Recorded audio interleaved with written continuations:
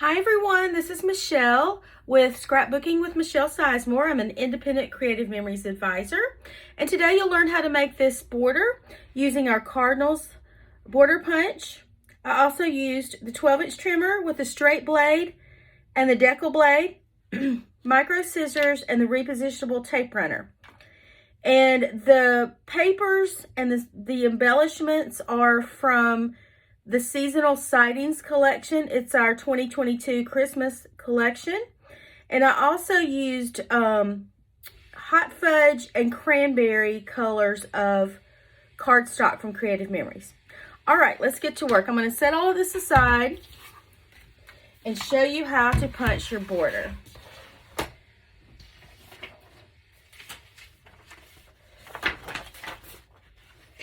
Sorry, I wasn't as prepared as I thought I was.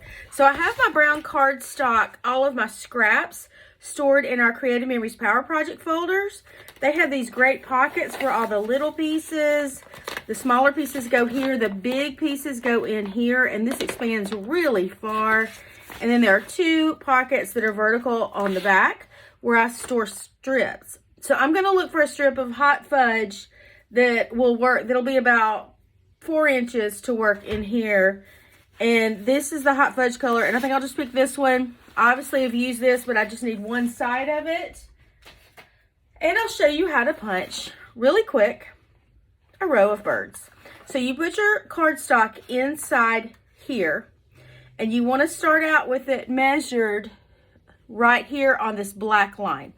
So you put it in here, and it's going to start right there on that black line. Need to make sure it is firmly up against this little lip right here that sticks out. Hold it down tight and punch. I'm right-handed, so I'm punching with my left hand. Scoop your scraps out of the way. Now, I'm going to turn it this way so you can see this. You want to line your pattern up that you just punched out, your cardstock that you just punched out with the pattern here. The blue part is the pattern that you just cut out. The silver is the background. So I'm going to line that up and make sure it completely covers the blue so you don't see any blue, and that means it's in the right position. Now I'm going to turn it back around this way because I like to punch it this way. Some people like to punch it this way. It's more comfortable for me. I'm right-handed to punch it this way and punch with my right hand. So whatever works best for you is fine. So I'm going to line it back up. I don't see any blue there. You need to hold it down up here with your thumb. Make sure it stays against that lip. It's important for it to stay straight, and then you punch. And then you come down, match up your pattern, punch again until you just keep punching until you get a whole row. I've already punched one just to save a little bit of time. Okay, so I'm going to mount that brown piece. There's actually a brown piece underneath on top of this paper. It's like a beigey paper with stars that comes from the seasonal sightings collection. And I've got that right here. I believe I cut that 2 inches, but I am going to grab my ruler to make sure. I meant to write that down before I started. This is a 0 centering ruler, so I'm going to start at the 0. Yeah, it's 2 inches. So all I need to do is cut a 2-inch strip of this background paper with my straight trimmer. Pull that arm out, and it gives me an extended surface to hold my paper. Put my paper here. Well, I'm actually going to cut it this way, so I don't really need that extension, but that's okay. I'm going to measure it at the 2-inch mark right here, up here. Make sure it follows that line all the way down. Okay, usually it's not that hard. Okay. And then just cut, and I have the straight blade in there. So that's how you get your base piece. I'm going to grab a piece of cardboard over here because when I use my repositionable tape runner, I like to use it on a piece of cardboard so it doesn't get on my table. The repositionable tape runner is the one that's green. So I've got the green cartridge in here. When this is like this, it's just the way you store it so that you don't get little fuzzy things on your tape. So you just put it back like this to use it. You always use it with, this is always pointing down, and you use it by pressing this little pointy part and pulling toward you. And you just use it in little dabs. So I'm going to show you how I would use it on the back of this Cardinal thing that I just punched out. I'm just going to put little dabs everywhere. It comes out in clear dots, which is the only thing I like to craft with because of how great this works. The excess dots come off on what's behind it, the cardboard. You can't even see them, but it's just great because if you try to do this with a regular tape runner, you would have little white pokey things sticking out. You could do it with a glue pen, but I don't love glue pens because they get kind of globby and wet. So I love this. So now I'm just going to mount this on top of my base piece right here that I'm working with. Sort of center it up. Does not have to be perfect. And then just gently press down to make it stick. And as you can see, you don't see any adhesive poking out. But if you had a little bit of adhesive poking out, you could just rub it until it goes away. Now I do see a little piece a little scraggly piece, if that's a word. I'm going to use my micro scissors and cut that off. Okay? Now I'm going to do the red part of the border and then the green, and then I'll show you how to put the red birds on.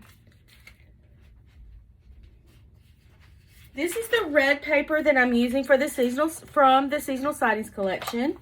It is cut with a decal blade. As you can see, it sort of has like a little rough edge to it. So I'm going to switch my blade out in my trimmer to the decal blade. All my blades are stored underneath.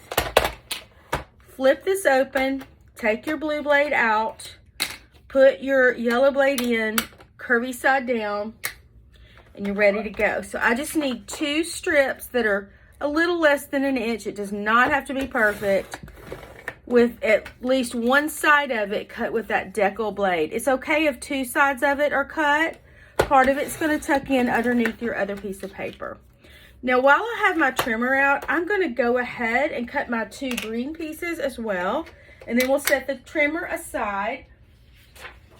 Now I do want to have my arm out here. I love this green paper.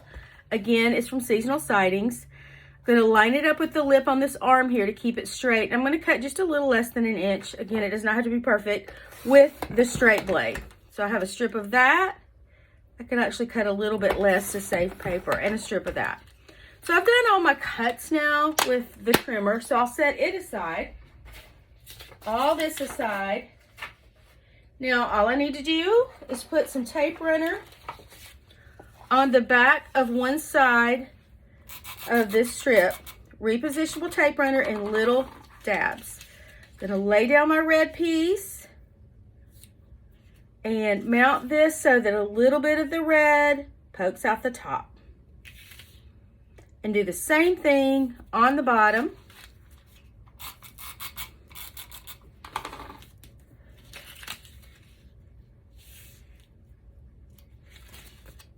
Like this. Okay. I need a little more adhesive on the back of that little twig. Okay, and then do the same thing with the green on both sides. Put some tape runner on the back of the decal edge cut of the red. And you want a little bit of the green to show out past. It's looking like Christmas. Oops, I cut that way too short. Yeah, when you start out with a piece of paper that's too short, that's what you get. So let's find, I don't have another one handy, so I'm just going to go with it. You would do the same thing on the bottom, and then it would look like this, okay? So just going to take that green off. Should have thought about that before I cut, but I don't think that's worth restarting the video for. Now, I would punch a red strip of Cardinals, which I've already done. And I used our Creative Memories cranberry color, which I think is so pretty. So I punched those out just like I did the brown ones. But I cut them apart. So these border trimmers are great because you can use them as a strip, but you can also use pieces of them and cut them apart. And you could have just a couple of birds or one, but I'm going to cut individual birds off, and I'm just going to do one to show you, and I've pre-cut some others. Make sure I have those handy. Yep, I do. So the way I would do that, I would take my micro scissors, because this is like a really intricate thing to cut. So it really helps to use these. They're really small, they're really sharp, and they really get in the grooves. So I'm just going to cut the birds off of the twigs, okay? Because I want the twigs underneath to look brown. Now I'm going to cut and just go around the curve of the bird's little body. And I'll do one more. And I'm not being perfect at all. I'm just, well, I mean, trying, but you know, it's easy. Okay, so I just cut a couple of birds off. Set this aside, and I'll show you how I layered the birds. I put, well, let's see where this one would go. Some of these look a little bit different. So you're going to put this on top of the brown and sort of offset it just like a tiny little bit to make it look like it has a little shadow or a little dimension to it. And I think that makes it kind of pop off the page a little bit better.